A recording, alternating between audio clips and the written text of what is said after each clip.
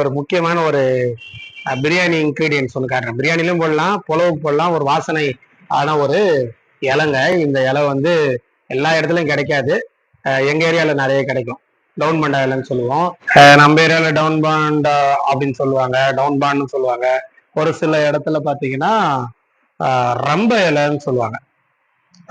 கன்னியாகுமரி பக்கம்லாம் பார்த்தீங்கன்னா ரம்ப இலைன்னு சொல்லுவாங்கன்னு சொன்னாங்க. இது ரொம்ப நல்லா இருக்கும். குருமால போடலாம். நான்வெஜ் எல்லாத்துலையும் யூஸ் பண்ணா சூப்பரா வாசமா இருக்கும். ஒவ்வொரு வாரமும் நம்ம திங்கக்கிழமை தான் பிரியாணி ட்ரைனிங் ஸ்டார்ட் பண்ணுவோம் இல்லைங்களா? வர திங்கக்கிழமை பார்த்தீங்கன்னா அமாவாசை. எங்க ஹோட்டல் வந்து லீவுங்க, எல்லா அமாவாசைக்கும் லீவு. ஸோ யாராவது டேட் வாங்கியிருந்தீங்க, திங்கக்கிழமை வர்றதுக்கு ரெடியா இருந்தீங்கன்னா நீங்க அந்த டேட்ல வர வேண்டாம். அதுக்கு அடுத்த நாள் செவ்வாய்க்கிழமைல இருந்து நம்ம ஸ்டார்ட் பண்ணலாம். ஏன்னு பார்த்தீங்கன்னா யார் யார் டேட் கொடுத்தனே தெரிய மாட்டேங்குது. ஃபோன் பண்ணுறீங்க, கேட்குறீங்க, நானும் வாங்கன்னு சொல்லிடுறேன். ஸோ வந்து யாரும் இன்ஃபார்ம் பண்ணாம திங்கக்கிழமை வந்துடாதீங்க. வேஸ்டா போயிடும். உங்களுக்கு ஒரு நாள் வந்து வேஸ்டா போயிடும். எனக்கு ரொம்ப கஷ்டமா போயிடும். நான் ஊர்லயும் இருக்க மாட்டேன். ஸோ நீங்க திங்கக்கிழமை வர வேண்டாம், செவ்வாய்க்கிழமை நம்ம ஸ்டார்ட் பண்ணலாங்க. தேங்க்யூ.